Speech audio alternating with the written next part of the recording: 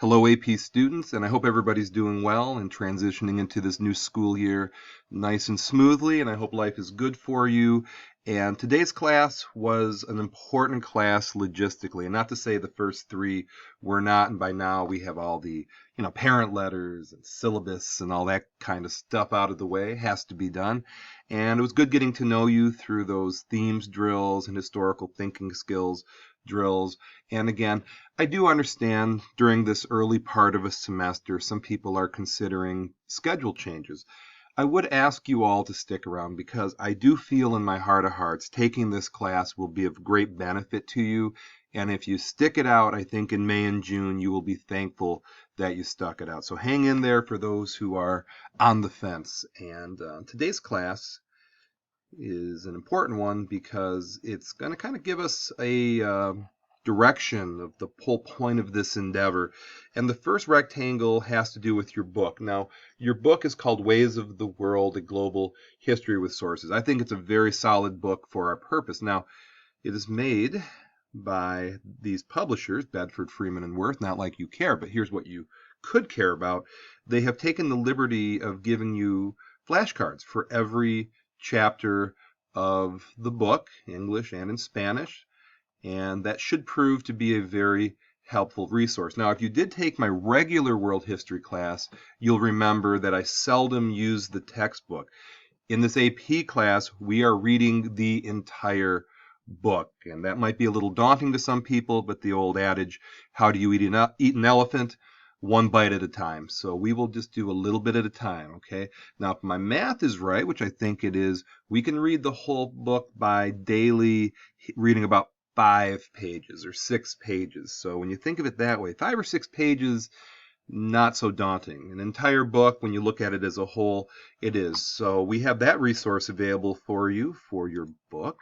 Okay, now the second item here is your College Board account. Now this is hugely important to have. This is a must. This is not an option to the point I'm going to double, triple, quadruple check that everybody is on there. And you can see here's my own username and my password. I use it as well.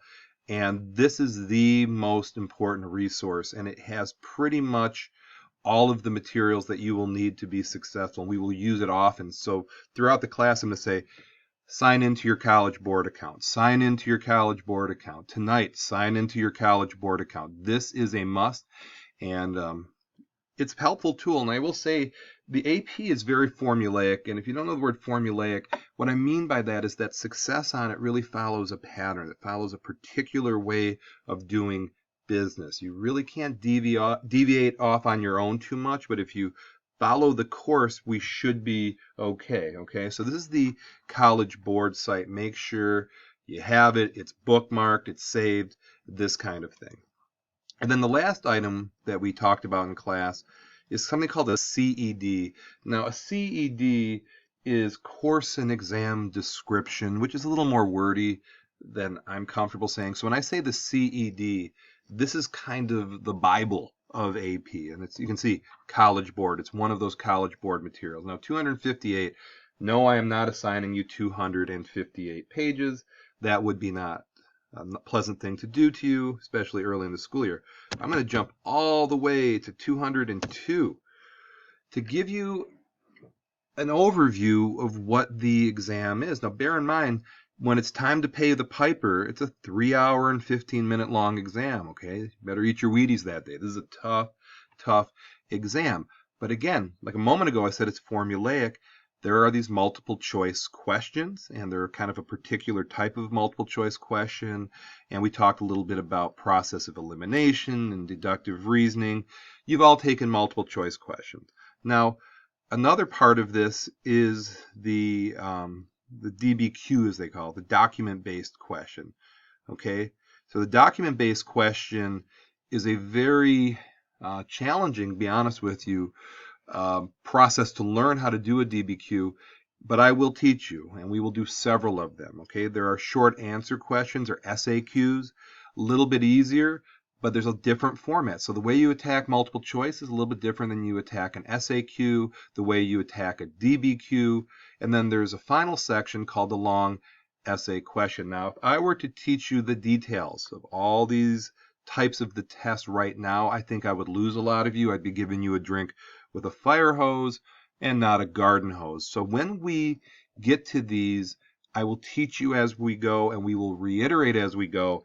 And a week or two before the exam, way into the springtime, we're really going to dig into this. So the point of today, not a heavy day in terms of learning, but it's an important day because I'll repeat this. This book, okay, this Ways of the World book, you will read the entire book. This class is very book driven, and there are resources here, and the author is Strayer. They're here for you. The College Board, you need to be logged into that. That's essential for every student, every teacher.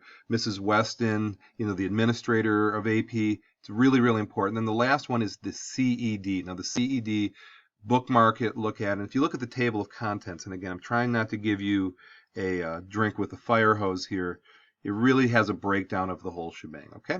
So as we part, hopefully by now, you're good with how the class is running. We know each other a little bit. You have a grasp of the big themes, the historical thinking skills. We're logistically all in place. And we're going to have one more class in regards to foundations. And then the 6th class, we're going to dig in. And we're going to keep on going. And it should be a very good class. And hopefully we are all set with the last 4 days. And thank you for watching this.